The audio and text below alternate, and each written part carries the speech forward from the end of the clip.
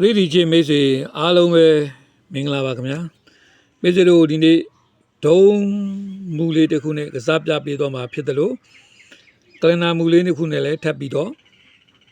ထပ်ဆင်းသက်တည်ပြပေးတော့မှာပါကျွန်တော်ပထမဆုံးအနေနဲ့ဂီးလေးတွေကြီးလိုက်အောင်နော်ဒါ2025-22ချိန်မှာပေါ့နော်ဒီသုံးလုံးပေါင်းချင်း935ပေါင်းချင်းခွန်နဲ့အဲ့ခွန်ပါဝါနှစ်ကိုဒုံထိတ်မှာတင်လိုက်တဲ့အတွက်ကြောင့်ဟို2 5နှစ်ပင်မှာနှစ်ခွန်ဂီးကစားသွားခဲ့ပါတယ်ဒီလိုပဲ2025-23ချိန်မှာဆိုလို့ရှိရင်လေဒီသုံးလုံးပေါင်းချင်းတင်9ပေါင်းချင်း9ပါတဲ့အဲ့ဒီ9ရဲ့ပါဝါ3ညကိုဟိုက်ထိတ်မှာတင်ဒုံမှာတင်လိုက်တဲ့အတွက်ကြောင့်9 3ညကဒီမှာဂီးကစားလာတာကိုတွေ့ရပါလိမ့်မယ်အဲ့လိုပဲကျွန်တော်တို့ဒီမှာ2025ရဲ့24ချိန်ကိုကြည့်ပါမယ်အဲ့တော့ဒီသုံးလုံးပေါင်းချင်း3ည8လေးပေါင်းချင်း2ပါဝါခွန်လို့ဒီမှာတင်လိုက်တဲ့အတွက်ကြောင့်မလို့ကျွန်တော်တို့ဒီပင်မှာ24ချိန်မှာ2ခွန်ဂီးကစားဖို့ရှိတယ်လို့ပထမဦးဆုံးဖြတ်လိုက်ပြစေဟုတ်ပြီအဲ့လိုပြီးတဲ့အခါမှာကျွန်တော်ဒီနှစ်ခွန်နေကနေပြီးတော့ဘယ်ဂီးရနော်ဘယ်ဂီးကစားမလဲလို့နော်ကျွန်တော်တို့ကြည့်တဲ့အခါမှာဆိုလို့ရှိရင်ဒီမှာကျွန်တော်တို့ဒီမှာနှစ်ခွန်ဂီးရနေပြီးတော့နော်ဘယ်ဂီးကစားမှာလဲပေါ့နော်အဲ့မှာပါကျွန်တော်ပထမဦးဆုံးဒီကခုနကပြောတယ်မှာ935ပေါင်းချင်းခွန်ပါဝါနှစ်ဒီနှစ်ခွန်ဂီးကစားတယ်တင်9ပေါင်းချင်း9ပါဝါ3ညဒီဒါ9 3ညဂီးကစားတယ်ပေါ့နော်အဲ့တော့ဒီမှာတစ်ခါထပ်ပြီးတော့ဒီမှာအခုဒီမှာ3ည8လေးပေါင်းချင်းနှစ်ခွန်နှစ်ပါဝါခွန်လို့တင်လိုက်တဲ့အတွက်ကျွန်တော်နှစ်ခွန်ဂီးလို့ဒီမှာပထမဦးဆုံးပြောထားပါတယ်အဲ့ဒီမှာခွန်လားနှစ်လားလို့ရွေးတဲ့အခါကျတော့နှစ်ပင်ဆိုင်နဲ့ကျွန်တော်တို့နှစ်ပင်ဆိုင်ကလေးနဲ့ဖြတ်အောင်ပေါ့နော်အဲ့မှာကြည့်ရအောင်22ကြိမ်မှာဟိုမှာဟိုက်3လုံးပေါင်းချင်း35ခွန်ပေါင်းချင်း9ပါတဲ့အဲ့ဒီ9ဦးမှာဒီမှာတင်9နဲ့9လို့ဖြစ်လိုက်ပြီး9ပါဝါ3ညလို့ဆိုပြီးတော့ဒုံထိတ်မှာတင်လိုက်တာပါအဲ့တော့ဒါဆို9 3ညဂီးအကျန်းပြင်း9 3ညဂီးဖြစ်သွားတဲ့နေမှာ9လား3ညလားလို့တွက်လိုက်တဲ့အခါမှာဟောဒီမှာဒီနောက်ကနေပြီး9ရဲ့ထိုင်းပါဝါ8လို့ဆိုပြီးဒီမှာ468ကလေးနဲ့ထောက်ပေးတဲ့အတွက်8ကထိုင်းပါဝါ9ဒီလုံးပိုင်းတစ်လုံးထွက်လာတာကိုတွေ့ရပါလိမ့်မယ်ဒါဆိုလို့ရှိရင်အခုကျွန်တော်တို့ဒီမှာ23 24ချိန်ကိုကြည့်မယ်ဆိုရင်ဒီနှစ်ခွန်ဂီးတွေကနေပြီးတော့998ပေါင်းကြီးနှစ်အဲ့နှစ်ကိုဒီမှာ3ည8လေးနဲ့နှစ်ပြီးတယ်ပြီးနှစ်ပါဝါခွန်လို့ဆိုဒုံးမှာတင်လိုက်တဲ့ကြောင့်နှစ်ခွန်ဂီးရတော့ဒါကျွန်တော်တို့အရင်ဦးဆုံးရပြီပေါ့ဗျာအဲ့နှစ်ခွန်ဂီးတွေကနေပြီးနှစ်လားခွန်လားလို့တွေးလိုက်တဲ့အခါဒီမှာထောက်ထားတဲ့ဥစ္စာကနှစ်ကထိုင်းပါဝါ6လို့ထောက်ထားတာဖြစ်တဲ့အတွက်ကြောင့်6ကထိုင်းပါဝါနှစ်တစ်လုံးကတော့ကျွန်တော်တို့ဒီမှာကျွန်တော်တို့ဒီမှာဟိုလင်းပေါ့နော်လုံးပိုင်းလို့ကျွန်တော်ဒါဒီလိုဆုံးဖြတ်ထားပါတယ်အဲ6ရဲ့ထိုင်းပါဝါနှစ်လုံးဆုံးဖြတ်ထားပြီးတော့ခါပါကျွန်တော်တို့ဒီမှာ break အနေနဲ့ပထမဦးဆုံးခွန်3နှစ်ဆိုတဲ့နှစ်ဒီနှစ် break ကစားထားတာကိုတွေ့ရပါမယ်အဲ့လိုမှမဟုတ်ရင်ဒီ998ဆိုတဲ့ຢာကနှစ် break လားတဲ့နော်ဒီလိုဒါစဉ်းစားလို့ရနိုင်တဲ့အရာပေါ့နော်အဲ့တော့ဟုတ်ပြီဒါဆိုလို့ရှိရင်အခုကျွန်တော်တို့ဒီမှာဆိုလို့ရှိရင်break အနေနဲ့ပြောမယ်ဆိုလို့ရှိရင်ဒီ3 5နှစ်ဆိုတဲ့ဥစ္စာဒီ10 break လားလို့အဲ့10 break လားဒါမှမဟုတ်လို့ရှိရင်ဒီ8လေးတစ်ဆိုတဲ့3ဒီဒါ38 break လားလို့ကျွန်တော်တို့တွေးလို့ရတယ်ပေါ့ဗျာเนาะဟုတ်ပြီအဲ့တော့ break အနေနဲ့383ညလို့ကျွန်တော်စဉ်းစားပါတယ်နှစ်လုံးပိုင်းနဲ့ break 383ညဒါပေမဲ့အဓိကတော့10 break ကိုအားတာတဲ့အကြောင်းလေးတွေရှိပါတယ်ဟုတ်ပြီအဲ့တော့ကျွန်တော်တို့ဒီမှာကျွန်တော်တို့ပေါ့နော်အဲ့မှာကျွန်တော်တို့ကြည့်ပြီးတဲ့အခါကျလို့ရှိရင်ဒီမှာတစ်ချက်ကြည့်အောင်နှစ်ပင်ဆိုင်မူလေးကိုပဲကျွန်တော်ပြောပါမယ်2025-22ချိန်မှာဒီနှလုံးပေါင်းချင်း3လို့ဆိုပြီးတော့เนาะဖြစ်တယ်ပေါ့နော်ဒီနှလုံးပေါင်းချင်း3လို့ဖြစ်တာကို3လို့ဆိုပြီးတော့ဒီမှာတင်လိုက်ပြီးအလဲတန်းရဲ့ထိတ်မှာတင်လိုက်တယ်အဲ့3ကိုကျွန်တော်တို့ဒီမှာ23ချိန်အောက်တန်းရာတောင်းမှာထည့်ပြီးလိုက်ပြီးတော့အဲ့3ရဲ့နှက်ခတ်465နဲ့ထောက်ပေးပါတယ်3ရဲ့ပါဝါ8နဲ့ထောင်းပေးလိုက်ပါတယ်ဒါကြောင့်မလို့ဒီမှာ358 853ဒီ1ချိန်ဒီပင်မှာကစားသွားတယ်895ဆိုတဲ့ပင်မှာ1ချိန်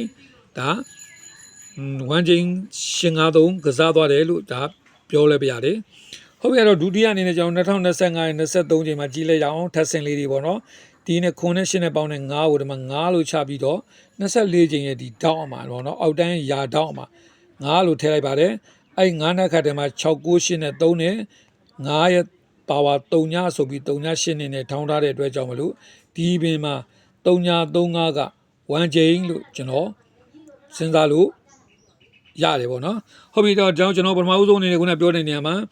နှစ်ခွန်ဂီးမှာနှစ်လုံးပိုင်းနဲ့နော်ဒီကနေပြီးတော့3ည35 1ချိန်လေးနဲ့တွဲဆက်ပြီးတော့ ကြည်လိုက်ကြရအောင်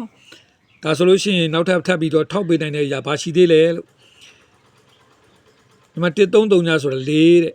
နော်အဲ့ဒီ4ကိုဒီမှာ43ညနဲ့4ပြီးလိုက်ပြီးတော့968နဲ့9လိုက်ပါတယ်အဲ့ဒီ4ဒီအပေါ်22ကြိမ်မှာလည်းပဲ4နှလုံးပေါင်းချင်း4ကစားခဲ့တယ်လို့ဆက်ပြီးတော့နှလုံးပေါင်းချင်း4ဒီမှာ4ကိုတန်နေရာမှာနှလုံးပေါင်းချင်း4နဲ့ကစားသွားတာကိုတွေ့ရပါတယ်အဲ့လိုပဲဒါဆိုကျွန်တော်တို့ဒီမှာ23ချိန်မှာကြည့်လိုက်အောင်ဒီ3လုံးပေါင်းချင်း3နဲ့65နှစ်ပေါ့နော်3လုံးပေါင်းချင်း3အဲ့3ကိုဒီမှာ24ချိန်မှာ6ခွန်နဲ့3ပြီးတော့8ကို1နဲ့ဒါ8ထားပါတယ်အဲ့ဒီ8ကိုနော်အဲ့တော့အပေါ်23ချိန်မှာကြည့်မယ်ဆိုရင်ဟော65နဲ့3ဒီမှာခွာ3နဲ့ပဲအပေါ်လိုပဲတိတိကျကျကစားလို့ဒါဆိုအောက်မှာဆိုလို့ရှိရင်ကျွန်တော်တို့နှလုံးပေါင်းချင်း38ဆက်ပြီးတော့ကစားဖို့ရှိနေတယ်လို့မိတ်ဆွေတို့ကိုပြောချင်ပါတယ်နော်အပေါ်မှာလည်း3ကစားတာတွေအောက်မှာနှလုံးပေါင်းချင်း38ကစားဖို့ရှိတယ်လို့ပြောလိုက်ပါသေးအဲ့ဒီမှာကျွန်တော်တို့တစ်ခါထပ်ပြီးတော့နောက်ထပ်လုံးပေါင်းချင်းတစ်ခုကိုကျွန်တော်ပြောချင်ပါတယ်ဒီနှလုံးပေါင်းချင်းခွန်ကိုပေါ့နော်ဒီ9နဲ့2နဲ့ပေါင်းချင်းခွန်နဲ့က3ညလို့ချလို့အဲ့9နဲ့3ည3လုံးပေါင်းချင်းခွန်ဒီဓမ္မနှလုံးပေါင်းချင်းခွန်ဆိုတဲ့အတန်လေးနဲ့ကစားလာပါတယ်ဒါဆိုဒီမှာကျွန်တော်တို့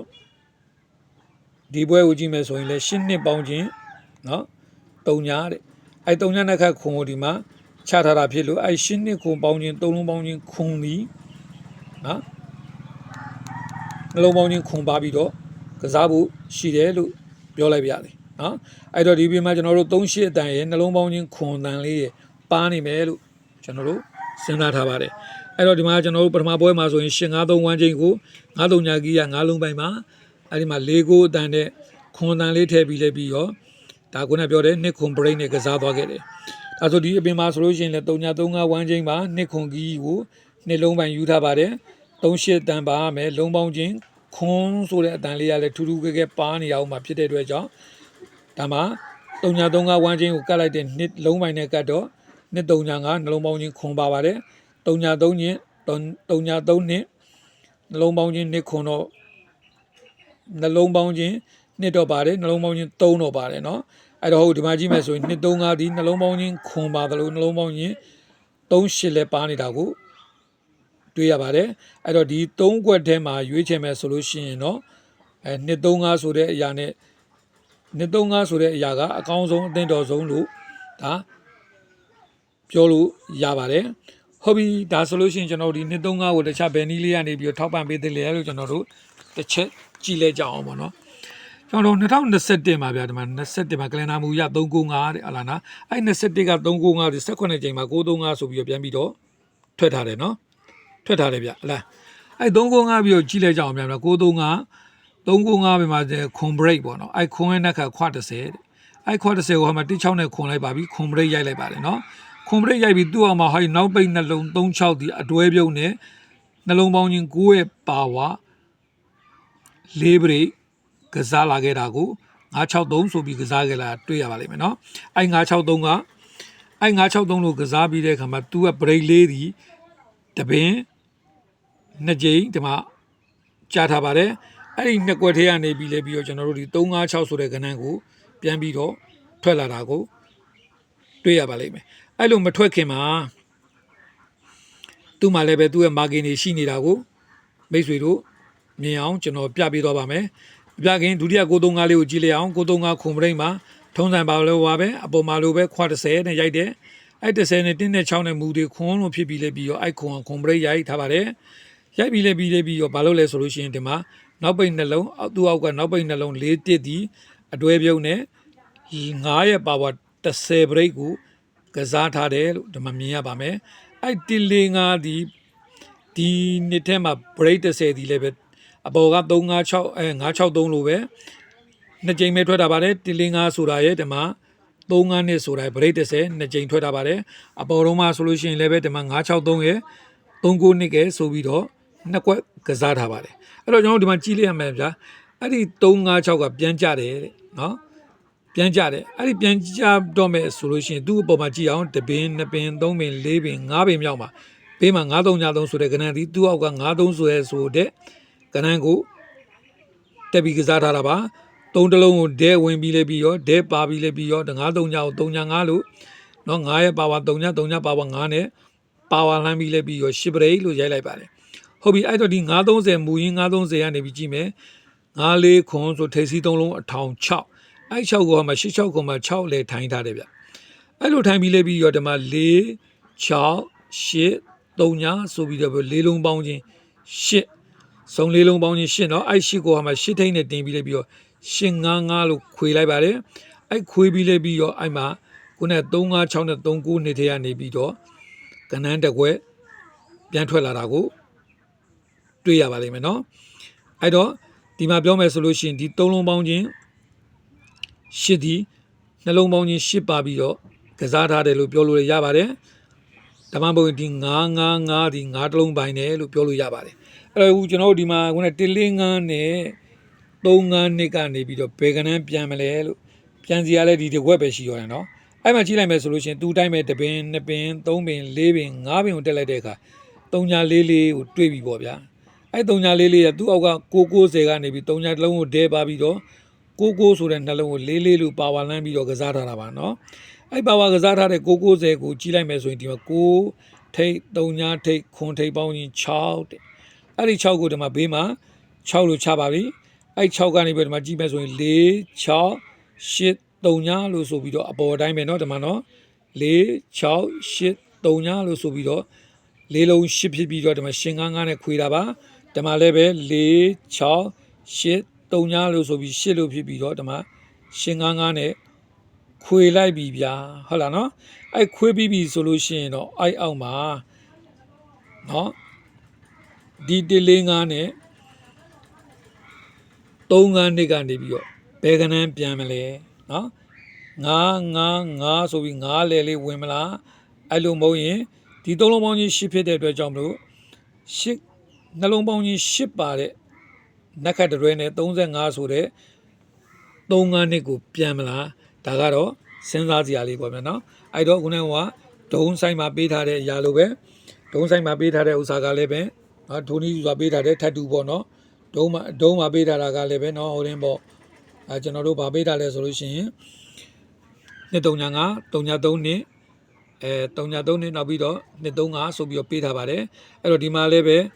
ဒုံးနဲ့လာပြီးထပ်တူလာချတယ်235ဆိုတဲ့ကဏ္ဍလေးတစ်ခွက်လည်းပဲတွေ့နေရပါဝင်နေပါတယ်အဲ့တော့145လား35နဲ့လာမိတ်ဆွေတို့စိတ်ကြိုက်ရွေးပြီးတော့ကစားနိုင်ပါတယ်ကျွန်တော်ရွေးချက်ပေးရမယ်ဆိုလို့ရှိရင်တော့ကျွန်တော်ရဲ့ Viber ဖုန်းနံပါတ်39 684 693 26ခွန်မှာ member အဖြစ်နဲ့ပါဝင်ပြီးတော့လာရောက်ရွေးချက်နိုင်ပါတယ်ရွေးချက်ခိုင်းနိုင်ပါတယ်လို့ပြောလိုက်ပါစီအားလုံးမင်္ဂလာပါကိုစိတ်ချမ်းမြေ့ကြပါစေ3D ကြီးများလည်းအများကြီးပေါက်ကြပါစေဗျာ